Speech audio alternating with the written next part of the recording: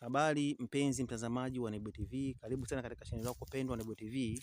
Kwa siku ya leo mpenzi mtazamaji, tupo katika shamba la mkulima, tupo tunajifunza na tupo siri nzito kuhusiana na mafanikio yake ambayo yanapata kwenye zao hili la korosho. Kwani zao la korosho ni zao la kimkakati, ni zao ambalo serikali inapigia kelele sana watu waweze kulilima kwa ajili ya kuweza kupata manufaa na kuweza kupata kilimo ambacho endelevu. Ina maana kwamba wewe utapata pesa endelevu, kila mwaka utakuwa unavuna na itakusaidia kujikimu katika kimaisha. Kwa siku ya leo tumemtembelea mkulima wetu, anataka atupe siri nzito ambayo inahusiana na hatua mbalimbali za kuweza kuutibu mkorosho au kuukinga dhidi ya magonjwa. Kuna mada mbalimbali ambazo tunaweza kuzungumzia kuhusiana na zao zima la korosho kuanzia mwanzo mpaka jinsi ya kuvuna na nini, lakini kwa siku ya leo ni bora kuweza kujua, maana kuna watu wanasema kwamba kinga ni bora kuliko ni tiba. Kwa hiyo kuna kinga mbalimbali za korosho wako ambazo inabidi uweze kuzifanya ili kusudi uweze kupata mavuno yaliokuwa ni mazuri, na wewe pia uweze kuingia ghalani, maana upeleke korosho zako katika ghala zikuwa korosho zenye ubora ambao serikali kila siku inapigia kelele tuweze kuwa na korosho ambazo zina ubora, korosho ambazo na grade nzuri, ili kusudi uweze kupata mavuno, uweze kupata mapato yaliokuwa ni mazuri. Kwa bila kupoteza muda, ndugu mtazamaji, watu mkaribisha mkulima hapa aweze kutuelezea yeye ni nani, anafanya kitu gani, ni siri gani ambayo alionayo, ili aweze pia nawe kushirikisha. Mkulima, mambo vipi? Bana, salama ndugu. Karibu sana. Sana kwema kwema. Kwema, habari ya wewe? Bana salama, mambo yanasemaje? Bana, mambo yanaenda. Habari ya wewe na majukumu? Asante sana, nashukuru. Kwa majina unaitwa nani? Kwa jina naitwa Bwana Bakari Kutafuna. Hongera sana kwa kumiliki shamba kubwa la korosho kama hili. Asante ndugu, nashukuru. Bana, nimekutafuta sana. Ndio. Tukaona tuone shambani kwako tuweze kuangalia kwa nini korosho yako inapendeza, kwa nini korosho yako inang'aa. Na pia uweze kuwasaidia pia na wakulima wengine ambao wako nyumbani, uweze kuwapa step mbalimbali, yani hatua mbalimbali za upulizaji wa dawa. Kwa dawa hii itapulizwa wakati gani, dawa hii itapulizwa wakati gani, ili kusudi kuweza kuwakinga na wao waweze kupata mavuno yaliokuwa mazuri kama unavyoyapata wewe. Na korosho zao ziweze kupendwa, ziwe grade A kama korosho zako ambazo wewe unazovuna kila siku. Ndio. Karibu tuanze. Asante sana, nashukuru. Bwana ndugu, kwamba ni kweli unataka kuzungumza hapo sasa hizi kwamba korosho ni zao ambalo kiukweli ni zuri mno. Kwa maana zuri katika uboreshaji wako wa korosho. Kwamba korosho kwa mimi hapa mkulima wa korosho ni mrefu wa miaka mingi mpaka hivi leo tayari nimeshaona mafanikio yake na athari zake. Athari za kwanza, hizi korosho hii mikorosho hii mikorosho ili uweze kufanikiwa malengo ya mikorosho yako, cha kwanza inatakiwa kuifanyia huduma. Huduma gani ambayo inajika hapa? Cha kwanza, ikifikia hatua hii ambayo kwamba inazaa, hatua ya kwanza, hii korosho inatakiwa kununua dawa kwa ajili ya kupuliza mkorosho na kuepuka magonjwa ambayo yanadhingela mkorosho, ambayo au kusema inaathiri mkorosho. Kwa hiyo hatua ya kwanza uanze kununua sulfa kabla bado ijaanza kutoa maua, unapiga sulfa ile ambayo unaipiga kwenye mkorosho wako, ina maana pale inafukuza wadudu ambao waliopo kwenye mkorosho, ina maana kwamba wanakimbia kwenda sehemu zingine.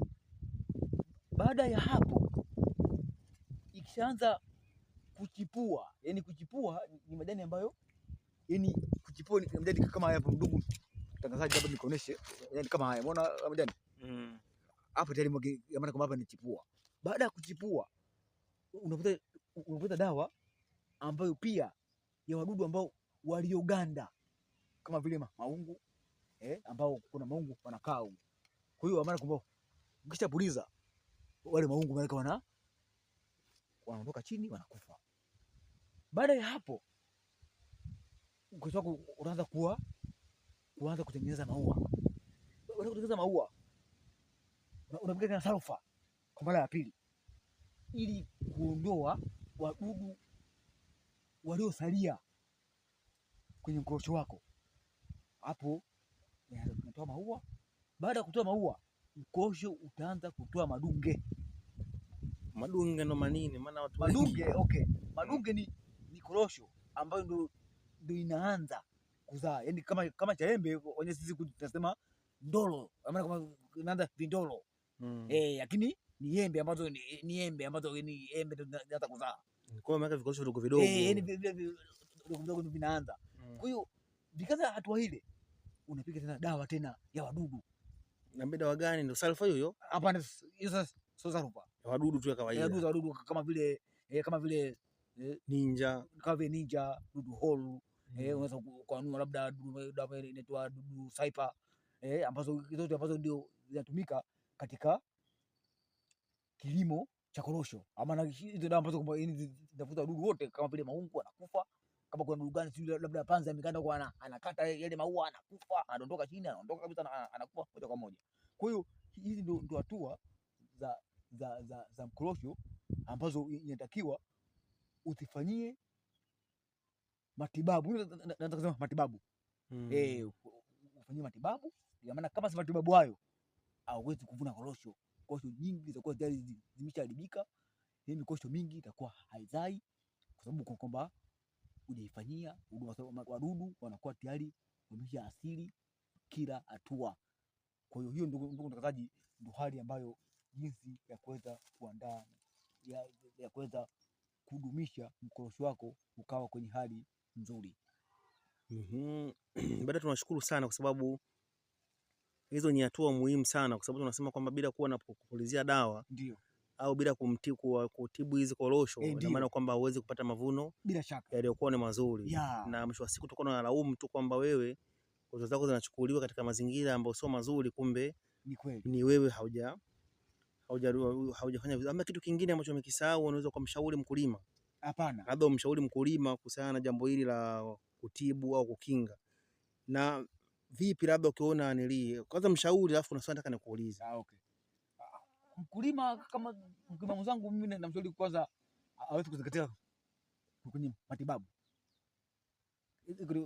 Mimi namshauri kwamba kama ni mkulima wa korosho, basi naomba, yani namsisitiza kwamba ajitahidi kwenye masala ya huduma.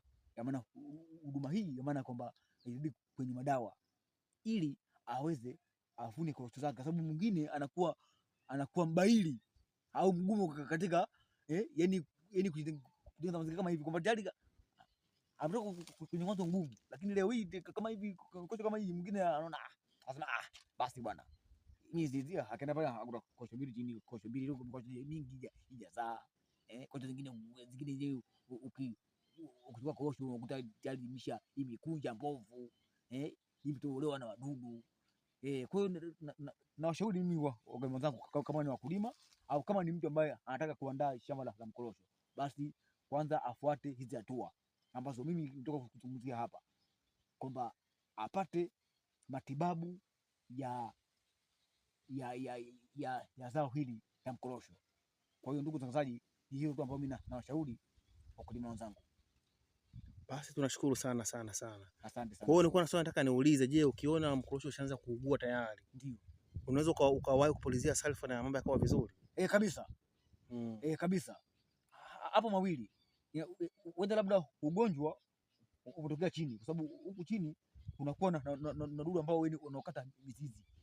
Sasa hapo mawili, kama utaona kwamba hali sio nzuri, cha kwanza unanunua mbolea. Maana mbolea hii ni kwamba inaenda kusababisha kwamba yule mdudu hali chini, yani anakuwa tena hapa nafasi ya kuweza kutafuta tena mzizi ule chini. Pia baada ya hatua hiyo kupata mbolea, utaangalia tena, je, hapa sasa hivi mmea wangu ushastuka? Na kama bado hujastuka kwamba hadi bado ninaendelea, tatizo hili itakuwaje? Hapo sasa unachukua dawa sasa hizi kama ninja, kama dudu hole, kama dudu saipa, unafukua pale chini kwenye ile shina pale, ndugu mtangazaji, unafukulia, alafu kisha ile dawa unamwagia. Kwa hiyo ile dawa inakuwa inatambaa kama asili ya mafuta ya taa chini. Ikitambaa, ile harufu ya dawa yule mdudu ambaye kama ni liungu basi mawili, kwamba anakimbia kabisa maeneo yale kuko chini kwa pale anakuwa anaama kabisa, hayupo, hakai tena, ama aidha kwamba anakufa kabisa ile sehemu ambayo yeye yupo kwenye kuasili yule mzizi ambao, yani mzizi ambao unaovuta maji kupeleka kwenye mti. Kwa hiyo kwamba hizo ni hatua ambazo kama utaona dalili ya korosho wako unakuta afya sio nzuri, korosho huu mimi mbona hapa nipiga sulfa, nipiga dawa za wadudu, mbona bado uko hivi? Shida hii atokana na nini? Hata unaona hii tatizo lipo chini, ni kwenye shina na mkorosho wako.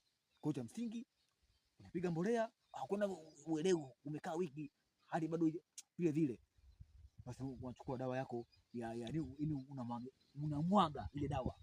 Kwa hiyo yule mdudu kule chini akipata harufu ile tayari anakimbia ama aidha anakufa.